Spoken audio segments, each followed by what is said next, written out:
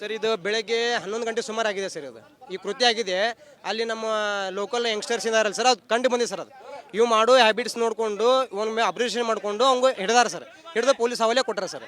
ಇದು 6 ತಿಂಗಳಿಗೆ ಎರಡನೇ ಆಗಿದೆ ಸರ್. ಈಗ ಇದು ಎರಡನೇದು ಅಟೆಂಪ್ಟ್ ಆಗಿರೋದು. ಒಂದು ಹುಡುಗಿಗೆ ಆಗಿತ್ತು, ಅದೇನೋ ಕಾನೂನು ವ್ಯವಸ್ಥೆ ಆಯ್ತು, ಒಳಗಡೆ ಎರಡನೇದು ಹಿಂಗೆ ಹಾಕುಂತಂದ್ರೆ ನಮ್ಮ ಮಕ್ಕಳು ಸೇಫ್ ಎಲ್ಲೈತಿ. ಯಾಕಂದ್ರೆ ಇಲ್ಲೇ ಗೌರ್ಮೆಂಟ್ ಸಾಲು ಹೋಗೋ ಮಕ್ಕಳು ಭಾಳ ಅದಾರ ಸರ್. ನಾವು ಕೆಲ್ಸಕ್ಕೆ ಹೋಗೋರು, ಅವ್ರು ಕೆಲ್ಸಕ್ಕೆ ಹೋಗೋರು. ಹೆಚ್ಚು ಕಡಿಮೆ ಅದು ಏನು ಮಾಡೋಣ ಸರ್. ಎರಡನೇ ಸರ್, ಈ ತಿಂಗಳಲ್ಲಿ 6 ತಿಂಗಳಲ್ಲಿ ಎರಡನೇ ಸಾರಿ ಸರ್ ಇದು. ನಾನೇಂತೇನು ಸರ್, ಅವ್ರು ಕಾನೂನು ಹಾಕಿದ್ವಿ, ಕಾನೂನು ಬಗ್ಗೆ ನಮ್ಗೆ ಗೌರವ ಇದೆ ಸರ್. ಆದ್ರೆ ಅಂತಲ್ಲ ಒಂದು ಶೂಟ್ ಆಕ್ಸೆಪ್ಟ್ ಮಾಡಿಬಿಡ್ರಿ, ಎನ್ಕೌಂಟ್ ಮಾಡಿಬಿಡ್ರಿ. ಅಂದರೆ ಮನುಷ್ಯಾಗ ಹೆದರಿಕೆ ಇರ್ತದೆ ಸರ್. ಏನು ಸರ್, ಇವ್ ಮೂಲತಃ ಎಲ್ಲಿಯೋ ಅಂತ ಯಾರಿಗೂ ಪ್ರಾಪರ್ ಗೊತ್ತಿಲ್ಲ. ಕೇಳಿದ್ರೆ ಇವನು ಬಿಹಾರಿ, ಇವ್ನು ಕನ್ನಡನ ಬರಂಗಿಲ್ಲ ಸರ್ ಮಾತಾಡಲಿಕ್ಕೆ. ಅವನಿಗೆ 2 ಹೊಡ್ಯಾಕೆ ಹೋದ್ರು ಹಾರಾಡ್ತಾ ಇದ್ದಾನೆ ಸರ್. ಏನು ಸರ್, ಅವ ಎಲ್ಲದಂಗೆ ಗೊತ್ತಿಲ್ಲ ಸರ್. ಭಾಳ ದಿವಸದಿಂದ ಅದೊಂದು ಹಳೆ ಶೆಡ್ ಒಳಗೆ ಇದ್ದಾನೆ ಸರ್. ಅಲ್ಲಿ ಗುಟ್ಗ ಇದೆ ಸರ್, ಇದು ಮತ್ತು ದಾರು ಕುಡಿದ್ರು ಇದೆ, ಪಾಕೆಟ್ ಇದಾವೆ ಸರ್. ಅವ್ನಿಗೆ ಹೊಡ್ಯಾಕೆ ಹೋದ್ರು ಹಾರಾಡ್ತಾ ಇದ್ದಾನೆ ಸರ್. ಅವ್ನ ಹೆಸರು ಗೊತ್ತಿಲ್ಲ. ಅವನ ಥರ ಸೈಕು ಇದ್ದಾನೆ ಸರ್.